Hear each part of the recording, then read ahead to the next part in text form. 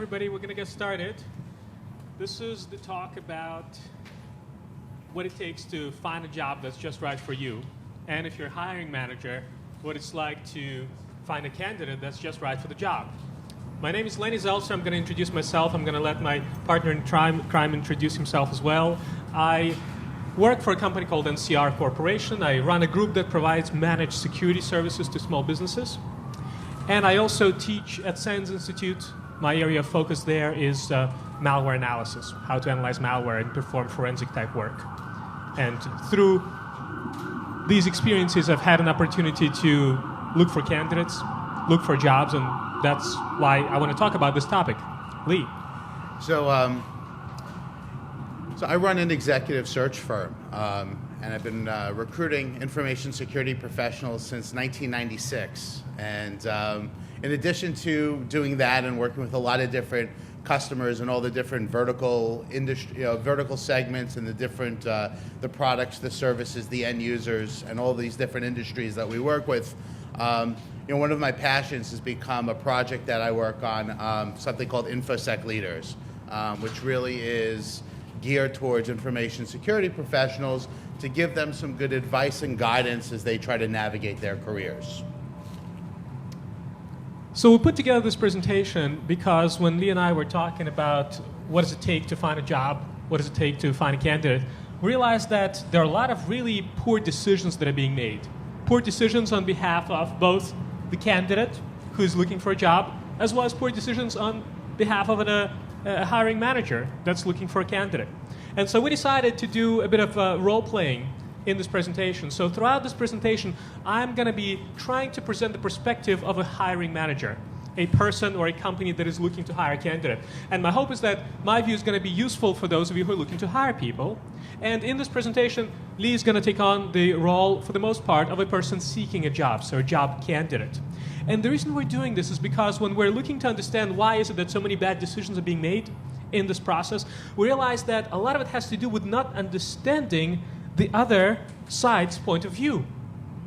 And understanding this other side point of view is very important because... Well, I think that what happens is this. It's very important because there are really, two different parties in this process. And for successful recruitment to kind of come to play, you really have to put yourself in the other person's shoes. You have to understand what they're thinking. And you hope that they're going to be able to look into how you're approaching your job searches as well. So finding that marriage and finding that connection is really an important element of searching and finding your pursuit of your career happiness and finding the right opportunities that coincide with your long-term career plans. So, it's very interesting because, I think the one thing that really kind of gets into the hiring process is that a lot of people have, they come into this process, whether you're the hiring manager or you're the candidate, and you have some preconceived notions on what your expectations should be from an interview process or how you're going out and finding and looking for people. So Lenny and I had so many different discussions about this theoretically that's kind of like been some of the genesis of the presentation. And it's interesting because you talk to some people and they say, if you're in the information security industry, this is a good place to be. Like your peers probably, you're InfoSec, that's good. I heard that there's really a lot of demand, and that's true. There's a lot of demand for qualified InfoSec professionals.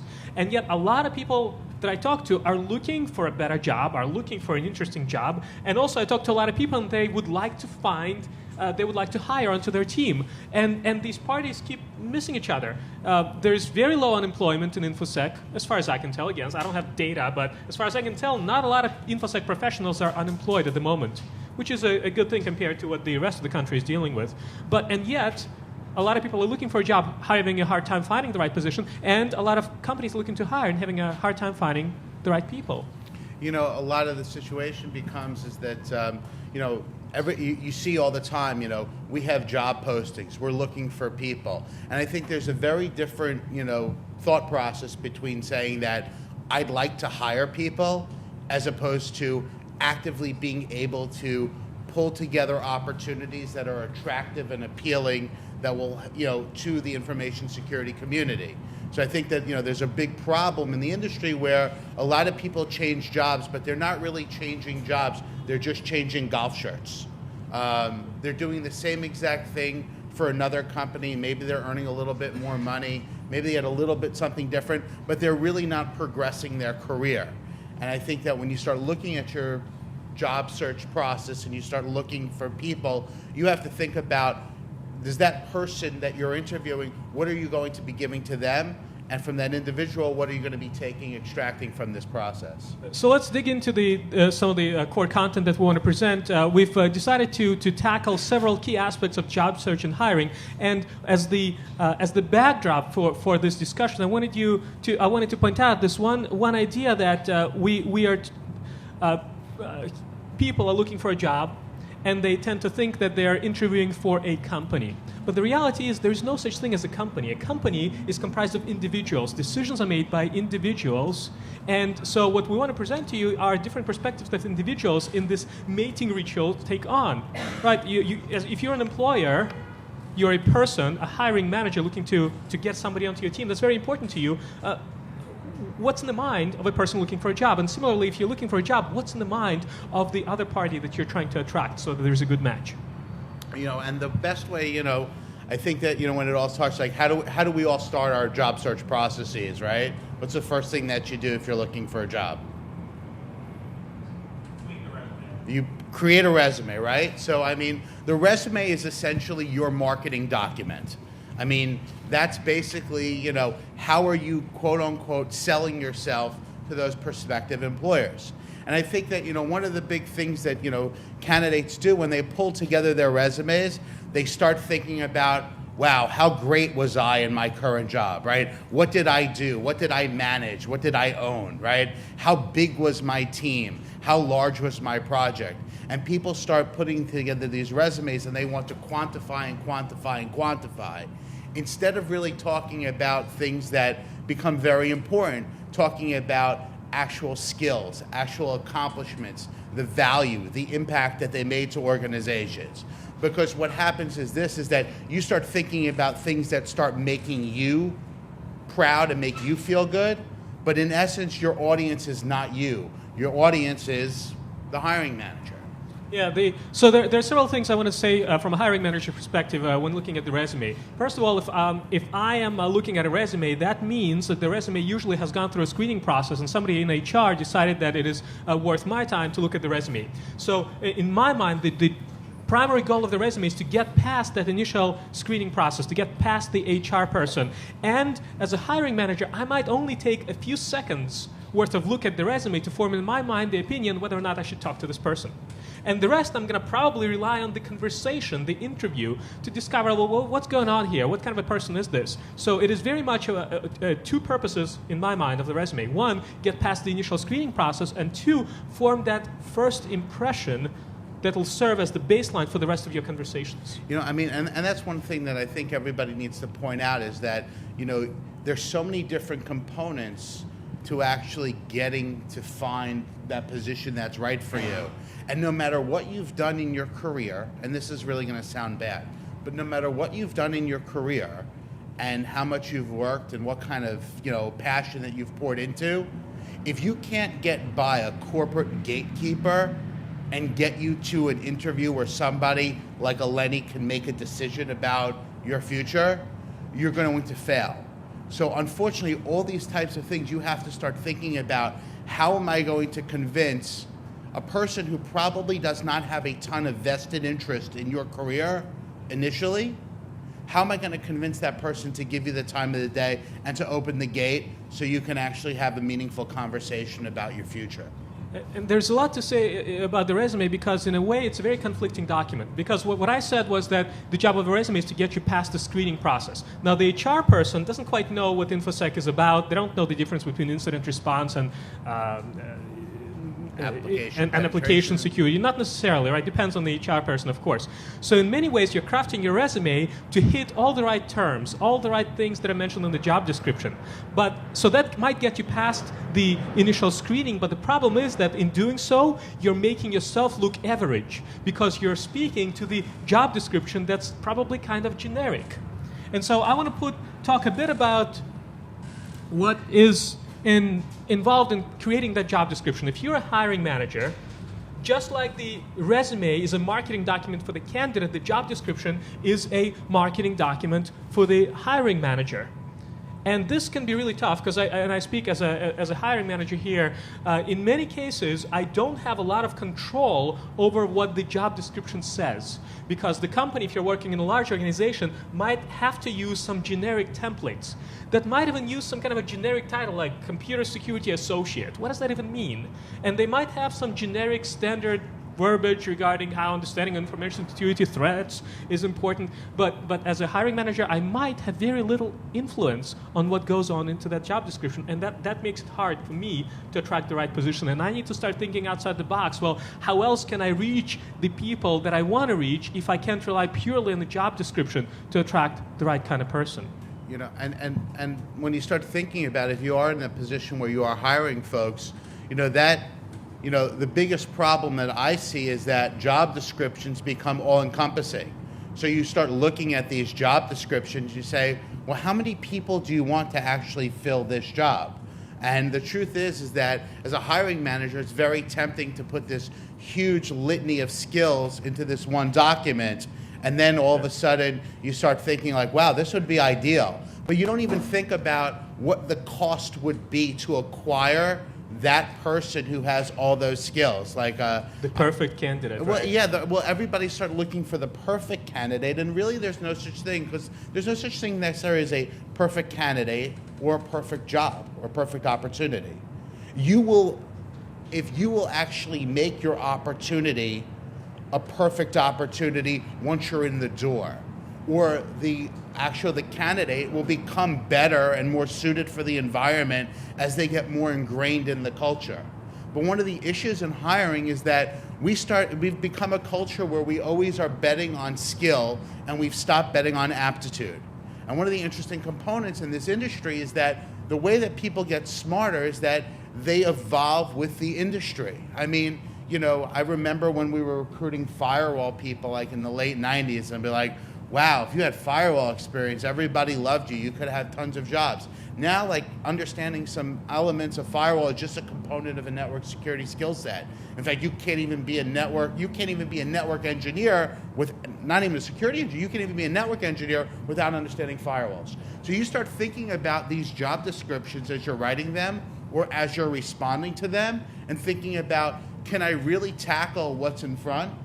And how is this job description matching the direction that I want to move my career to? And can I respond to that? I also want to say with respect to the job description. So I mentioned that the job description in many cases is not an accurate representation of what the hiring manager is actually looking for.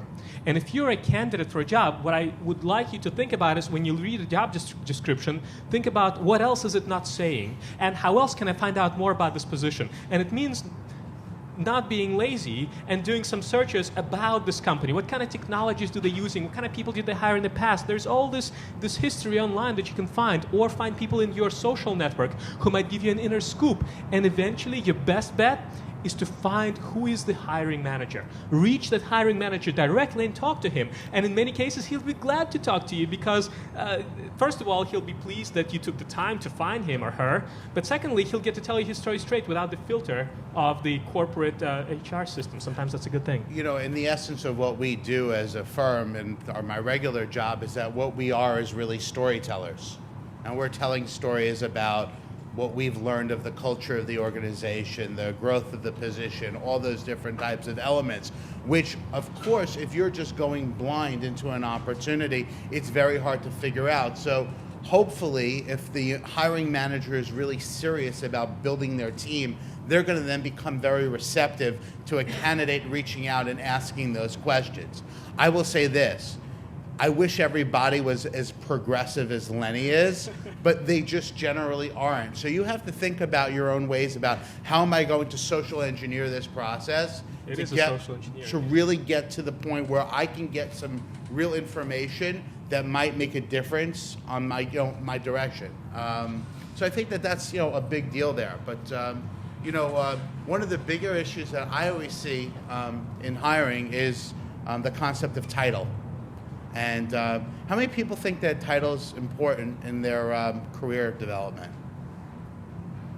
It's a big deal. If nothing else, it's a signaling mechanism. Because when your mom asks, "What do you do for a living?" you can tell her. Well, titles are better with mother-in-laws than moms, but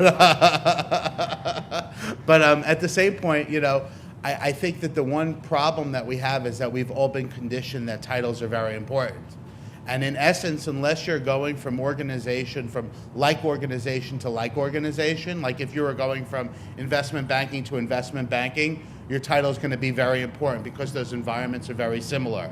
But if you were going to go from like a services company to a product company, or from a product company to a healthcare organization, or from a healthcare organization to a retail company, these titles might not even coincide. What was associated with one job description is completely different from another job description. So what you should really start thinking about as a candidate is that how do your skills apply to what's being asked for, not how your titles are. In fact, and a lot of times in your resume, you can over-title yourself out of consideration. And that's a real problem because an HR person is going to say, well, we're not looking for a manager. This person is a manager. Meanwhile, as a manager in your organization, you might just be an effective team lead. So you have to really think about how people are going to perceive that title. Yeah, it's a signaling mechanism. It can take you the wrong way. For example, in investment banking, there's a special significance assigned to the title of VP. If you're a vice president, that means certain thing in an investment banking community, and it means that you're pretty high up there. But it turns out that there's a lot of VPs in a large investment bank. And if you talk to a smaller company and they see on a resume that you're a VP, they will think that you're outside of their price range. They'll think that you're too high of an executive to matter and to know what's going on in this smaller company. And let's go back to one more thing about titles is that you oftentimes have a lot of flexibility regarding the title. Because a lot of organizations, actually, if you're looking for a job, a lot of organizations will say, well, in our internal HR system, we have a very specific title that we have to assign for this job opening, and it might be Security Associate 2.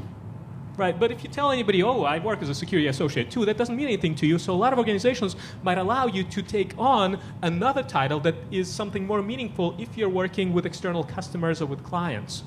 And while you probably have no ability to negotiate the official internal ERP title, you might have the opportunity as part of your job search and negotiations to talk about what kind of a title do you want to assign to yourself that's going to be outwards facing, if that's important to you. So I'm going to be a little bit different with Lenny, as Lenny is going to ask for permission. I'm going to ask for forgiveness.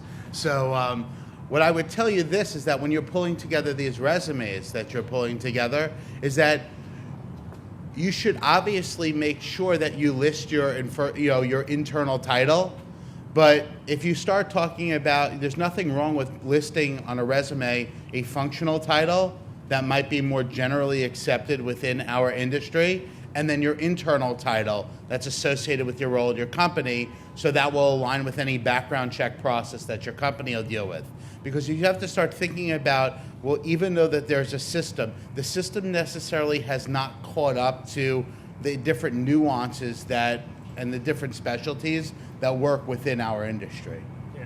So let's talk about online reputation. I think a lot of people who attend BSides are progressive in their use of social networks. In fact, that's how the word about BSides spreads in many cases, right? So to a lot of us, it is important, and we probably spend some time building up an online reputation. And the expectation, of course, is, and as a hiring manager, when I see a resume that catches my attention, the next thing that I do is I Google a person's name, and I want to see what's going on there.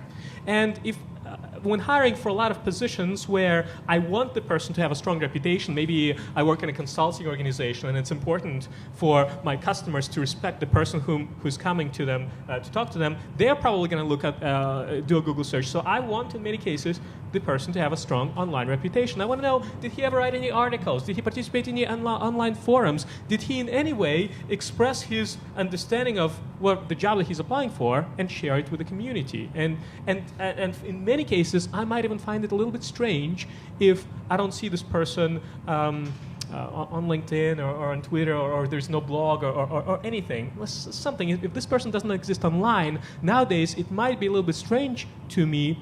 But other industries might be different, right? Lee, I think you talked about some industries where it's desirable for the person to be not known online. Yeah, well, I mean, I think that there are a lot of industries that, The concept of security is that they don't want to be targets out there. So they maybe have policies against no matter what kind of disclaimer you put out there about your tweeting or a blog or whatever it might be. I think that what the most important thing, like whether it's like it could be government, it could be investment banking, it could be a hedge fund industry, it could be any company that's been in the public eye because of attacks.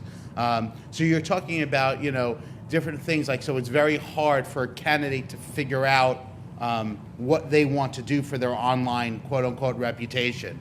And I think the best advice that I could give everybody is that to really kind of be focused and aligned with your career goals about how you want to build that and what kind of voice you want to talk to.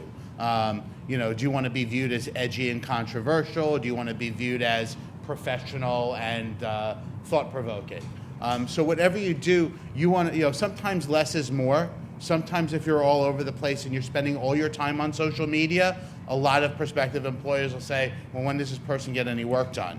So you have to start thinking about how the hiring manager is going to be thinking about how you've controlled that online brand or online image. Yeah, and so you're probably going to be profiling the hiring manager if you're talking to this person, and you might want to look up his reputation online, right? You want to know, well, who are you going to be talking to? Well, whenever we talk about social engineering and penetration testing, we talk about the importance of doing your reconnaissance on the target. Well, in this case, if you're applying for an organization, they are your target, and the more you know about them, the better. I mean, look, what's good for the goose is good for the gander, right? So, I mean, at the same point, the fact is that both people are making opinions because you're forming opinions about the company, you're forming opinions about the hiring manager, and they are forming opinions of you. And in my experience, once the initial impression has been made, if it is negative, no matter what, you're not going to get a positive result. It's very hard to undo that quote-unquote blink reaction in an interview process. And I think that what we've seen nowadays in our business is that we've seen a lot of companies doing, and it bothers the heck out of me, but it's just the fact of life, they do a lot of quote-unquote back channel reference checking. And what does that involve? Well, what that really involves is that in their standard reference process where it'd be like, okay, well, let me have a hiring manager, a peer, maybe a customer that can vouch for your ability, and the candidate would give that. But because now your LinkedIn connections are very public, and because people are accessible and they're connected very closely, and we go to events like BSides and we go to events like RSA, and we see a lot of folks out there, it's much easier to quote unquote get a read on somebody, what their work ethic's like, what kind of person they are, if they cause problems in their past work environment. So I always talk to people is that what you're trying to do is control what I call transitive trust. What you're trying to make sure is that you're going to be able to touch on other people, that if they're asked about you, they're going to say good things. So you have to be a little bit more conscious as a candidate about what is your reputation amongst your peers in your workplace and with others that might touch you. Yeah. So let's talk a bit about what happens after you've got the attention of the hiring manager if you're applying for the job, or if you're looking for a candidate, you've got that potential candidate. And you want to talk about, fine, this might be the right match. We're here in the same room talking to each other. It's like a first date. You're sitting at a table, you've just met, and what happens next, right? You're going to now talk about what? Well, I think you have to talk about, the most important thing I think is, you start talking about, as a candidate, you want to talk about your technical skills. And when I say technical skills, that doesn't necessarily mean, what you've been able to do on a keyboard. When I talk about technical skills or actual hard skills that you bring to the opportunity. So you start thinking about those things about, how do you demonstrate to the employer that, from the candidate perspective, you say okay, well, these are the things that I've done already that make me qualified for the position. At the same point in time, what the candidate is really additionally trying to do in order to grow their career is to try to actually talk about the things that the problems not that they only have solved, but the problems that they want to solve in the future and how they want to grow their profile so they can continue to learning and continuing to have more and more responsibility and impact. So Lee mentioned solving problems. So if I'm a hiring manager, I am looking to hire a person because I have a problem. I don't, whatever it is, maybe I don't have enough people managing my firewalls. Maybe I know that my application security practices are weird. I know that I have a problem. And so when I'm reading a resume, those few seconds that I spend on it, I don't really care what you worked on per se. I want to know what problems you solved. And so when you're crafting a resume, what you want is the reader of the resume say, wow, he solved that problem for his employer there. I want him on my team so that he solves that problem for me as well. That's what I want when I read the resume. Yeah, I mean, but I think that, one of those things is that, the technical component is really just the beginning of the process. And I think that, it's another thing when you just start talking about your skills and kind of where you want to go with it, you just have to start thinking about, well, what is the hiring manager thinking of? Like, how is this person going to work in our culture? Yeah, and what I find is it's pretty much a given that you're going to have the technical skills, right? Otherwise, you probably wouldn't get as far as being able to actually talk to a hiring manager, right? It's assumed that you've got the baseline knowledge there. Now what you're thinking about is how you're going to stand out from your competition if you're a candidate. And if I'm a hiring manager, I'm thinking, is this the right fit? And knowing industry-specific information and having industry-specific expertise is becoming incredibly important, because the way you approach security in a big bank is very different from the way that you approach security in a industrial firm or in an e-commerce organization, right? So I want to know that if you're coming to my organization, you understand what's important to me, you understand how to prioritize issues, because my customers, it might be different from the customers that you're used to working with. So therefore, if you're applying for a job in the same industry where you have experience, well, be sure to emphasize that in your interviewing process, because that gives you a leg up. And you're going to have to deal with some challenges if you've worked in one industry and you're trying to cross over into another. That means you got to think through in advance how you're going to convince the hiring manager that you really understand what's important to him, because right away I can tell you he's going to be thinking maybe you're an expert in doing security for that industry, but my problems are very different. Well, everybody thinks that they're special, and I think that, hiring managers, in a lot of cases, what they want to do is they want to try to make the safe hire. So if I'm a bank, it's very safe for me to hire somebody from a bank.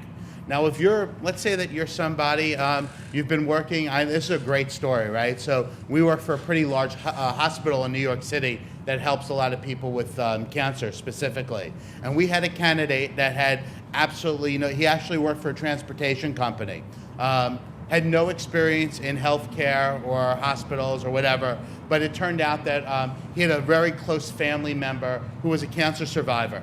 And it was something that he was very passionate about, things that he did in his spare time to help raise money, raise awareness, volunteer in those types of industries. So when he came to the opportunity and the employer said, well, have you done anything in healthcare? The person said, you know what? I haven't had any experience in healthcare, so if that disqualifies me, I understand. But let me tell you why I'm interested in the opportunity and what I've been able to witness. So what you need to try to do, and it was very successful, it was like a real home run. So a lot of times the human impact of what you're able to do, I think that's very important in conveying that. Now, Lenny and I were just joking out there. So Lenny said to me, he goes, well, that means if you like shopping, does that make you an expert in retail? Maybe it does. But you know what? Like I said, and it may do that. Like, you might understand brands. You might understand the online experience. Now, I don't know if you can really convey that fully, but talking about some of your passions, talking about some of your interests, and how they might relate to the job, or how you've been able to educate yourself and why you have an interest in that opportunity, that's a very key tool for a candidate to be able to deal with, especially if the hiring manager has somewhat of an open mind. Yeah, and I think that reminds me that actually what we're talking about is forming an emotional connection with a person, right? Not just talking to the facts. I qualify for this job in healthcare because I'm a HIPAA expert. That's probably important, or because I know what high tech is, right? But also forming that personal connection. It sounds like that made a big difference in this story that you're talking about. Well, I think that people hire people. I mean, that's really at the end. But you know what though? It's kind of an interesting, right? We've told you about this robo screening process, and now we've told you to be human. So think about how difficult you guys really have it, right? So, you know, at one point you have to be mechanic and get through gatekeepers and keyword searches. And then next time we're telling you, hey, be human. So the truth is this, is that if you're a hiring manager and you're saying, I need to build a team, like there's so many people out here that saying, we have such a shortage of talent, we don't know what to do. You have to start thinking about the human element in the interview process. You have to stop relying on cookie cutter, yes or no, opt-in, opt-out questions, and start looking at people. And you know what, I will tell you this from my experience, the best hiring managers, the people who have the most successful teams, are the one that understand that this is an individual game. And the people who work for them are human and have interests and have goals and have passions just like they do. Yeah. And that'll be true until we start hiring robots, which is probably not that far away.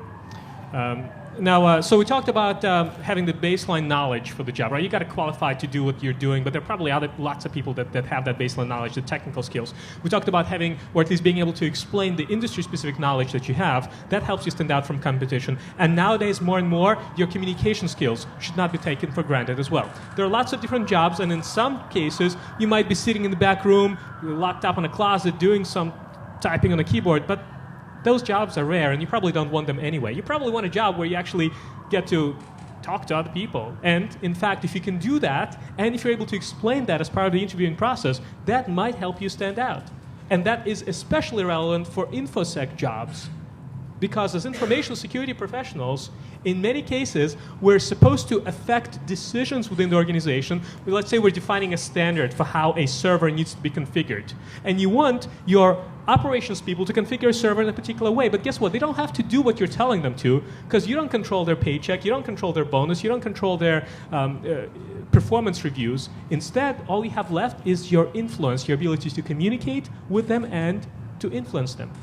You know, let me ask you, I always ask any presentation that I have, by a show of hands, how many people think that they're good communicators? All right, keep your hands up. How many people think that their bosses are good communicators? That's actually good. That's how many people have their bosses in the audience with them?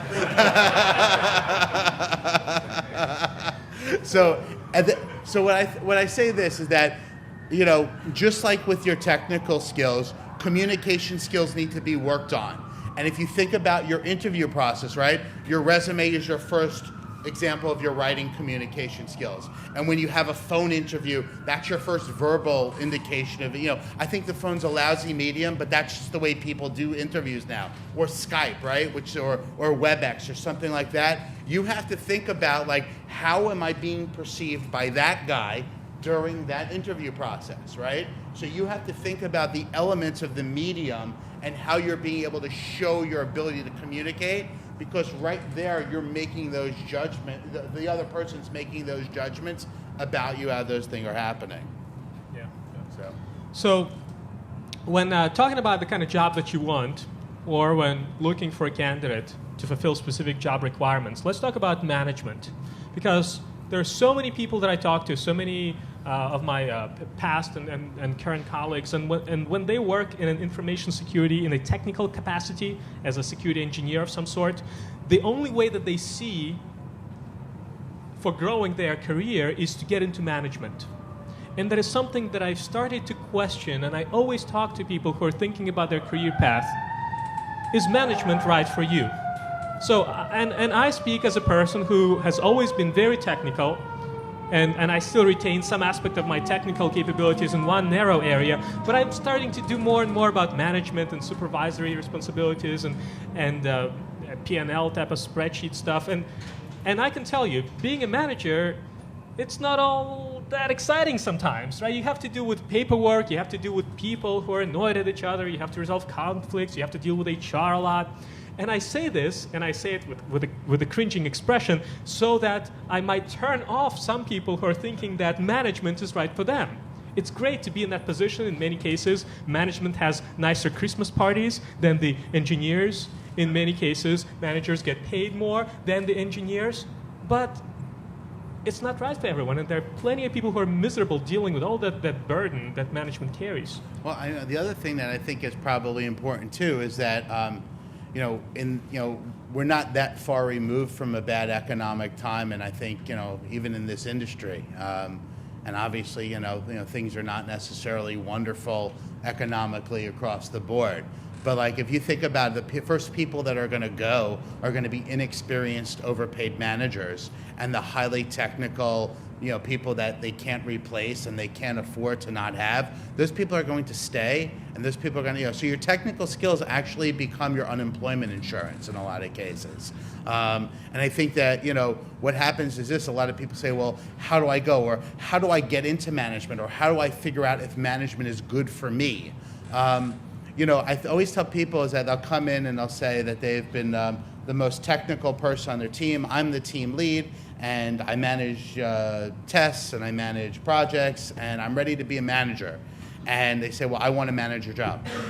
And then what they don't understand is that from that competition candidate pool is that the people who they'll be competing with for managerial positions are just as proficient in management as they are in technology. So automatically they're at a situation where they're in a place where they're failing. At the same point in time where, if you're a technologist, right, or if you're a manager and you had to compete for a technology-centric job, there's no way that, your technical skills are going to hold up to these technical wizards that you would be competing with. So what you have to think about is that like, if I'm going to find my first managerial opportunity, the best way to do that is to look internally into your own organization, because you've already built a brand, they're already comfortable with you, and they know that maybe if you say this, I want to become a manager, if you're talking to your hiring manager or your boss or your manager, you could say like, I could either give this person the opportunity, or maybe they'll find it elsewhere, and I don't want to lose them. So you start having a little bit of leverage. So what you want to be able to do is that if those are some of your career goals, you should be able to explore internally and being able to find those opportunities so that you can start developing that skill. Yeah, absolutely. That's the easiest way to get into management within the company, because if you're jumping companies, you're going to have a hard time convincing them that you qualify as a manager. So we talked so far about what it takes to convince the other party that you're worthy of a job, or that the job is worthy of the candidate. And let's say at this point in the process, in this mating ritual, we've got some agreement that there's a good match. The candidate qualifies for the job is interesting for the candidate, and now things get really interesting, because now the question of compensation comes up. And this is where negotiation becomes important, and your understanding of that process is what we want to talk about next. So, one of the things people ask, well, Lee, what do you do? I understand you're a great negotiator, and I always tell people that the better candidate you are, the better negotiator I become, right? And it's just really, we're not magical. And we're not Jerry Maguire or, insert, your favorite sports agent there. It just doesn't work that way. But the thing that we do in our organization, I think that's very important in a general recruiting process, is that what happens in a recruiting process is that I call it a seesaw.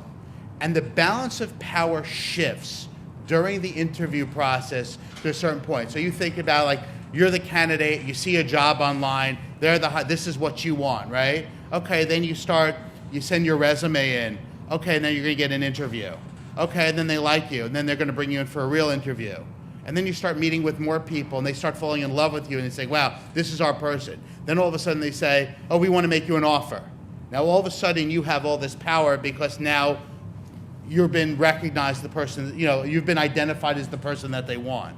So like, our job here, generally speaking, is to be able to keep that seesaw balanced. And that's really, in essence, what we're doing, is trying to keep back and forth, to try to keep it level from the beginning to ever, so that no side takes advantage of each other. Mm-hmm. Yep. So the negotiation process is all about influence, and it is important to understand when you have the influence to get what you want versus the other party having more influence. And inevitably, the question of money comes up, right? Because we all work because we love the job, but we also like getting paid for what we do, and we got families to provide for. And so the monetary aspect of compensation becomes really important. And in many cases, it's a little bit tricky, because the party looking to hire you might say, well, what are you looking for? And you don't know what to say because you don't want to give too low a figure, because then they'll be like, oh, okay, no problem. But maybe they were going to give you $50,000 more, and you've just. But on the other hand. Well, so the key here is this: is that there really isn't that big of gap of basically what you want and what they'll pay, right? So, like, and we could do a whole presentation about negotiation. And I don't want to get too much into it, but generally speaking, negotiation is about level setting. It's about level setting from the beginning and level setting at the end. And it's about staying consistent with your message from start to finish. And I think that when you start dealing with these types of things, we'll ask people, well, what are you currently earning? Well, why is that important? Well, that's going to start building a baseline, because if you're earning X and the position earns X is slotted to pay X minus 10, there's never going to be a place where that's going to intersect. So starting to deal with baselines, the misconception is that whoever mentions money first loses. That's incorrect. In a job product, maybe if you're purchasing a car, that might be the case. But when you start talking about your career, you're starting to build this long-term relationship, and how you negotiate your agreement is going to be the first way that your manager views you as an employee of their team.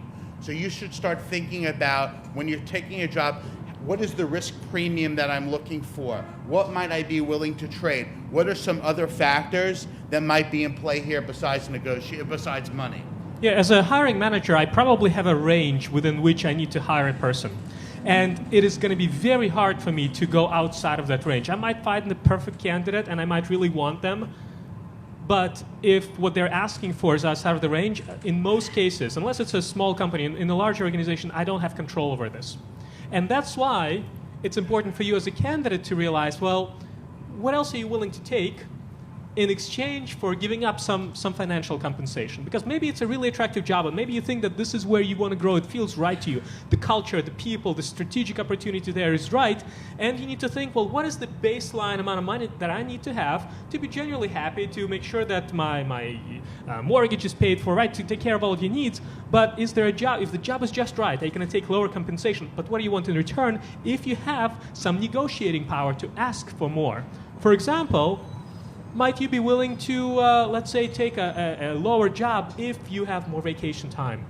Or if you get the flexibility of working from home once per week, for example. And those are some areas where the hiring manager might have some flexibility, or maybe not. This is where talking to the hiring manager, getting into their head and understanding what are the elements that you can ask for that they can actually give you worth bringing up. So you have to understand that in large companies, hiring managers a lot of times are powerless, and in small companies that they have a lot more flexibility. That's just, that's a generalization that I feel very comfortable throwing out there. I'm not going to say they're not exceptions to that rule, but in a general term, that's the case. But what you have to think about is that, what is the currency that the company is dealing with? There's a company like a financial services firm, they deal with bonus, right? And they deal with fancy titles, or they might deal with some perks. Or where is a high-tech company or something that's emerging, like a Facebook or a Zynga or any of those companies out there, they might be dealing with equity, and they might be dealing with, quote-unquote, communal life within their organization, or like a really fun work environment. You have to start thinking about the currency that the company has and what you're able to deal with it, because they will not buck their culture for one person. No company's going to throw that away. It's just why their company is and stuff like that. So you have to start thinking about what is really in play and what isn't. Yeah, so this gets us to a concept that's very well known in negotiation circles. If you've read up about negotiations, you may have heard this term BATNA. BATNA, the best alternative to a negotiated agreement. So let's talk a bit about that, because when two parties are negotiating, there's a book called Getting to Yes, and I really don't like this title. I don't know if you read the book. It's a good book, but the title Getting to Yes assumes that there is no choice but to get to an agreement, right? We feel like this job is right for the candidate is right for the job. Let's just see what it takes to bring us together. But maybe both parties will sacrifice so much that at the end, nobody's going to be happy, and it's just going to be a bad relationship moving forward. So it's perfectly acceptable. It's a perfectly acceptable outcome to a negotiation to agree to go separate ways. But as a party within that negotiation, whether you're a hiring manager or a candidate, you need to understand what's your next best alternative to a negotiated agreement. If you are a hiring manager, the alternative might be, whom else are you interviewing for the position? And to what extent are they a good choice versus what they're asking for? And as a candidate, you need to understand, well, what other jobs do you have in your pipeline?